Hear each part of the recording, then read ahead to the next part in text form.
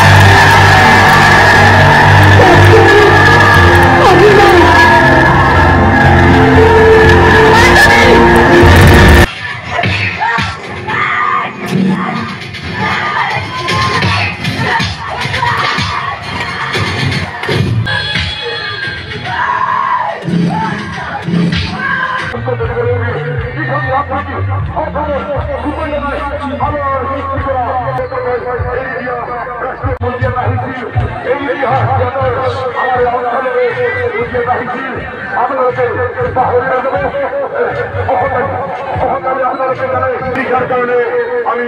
আমন্ত্ৰণ কৰিয়ে নিয়েছিল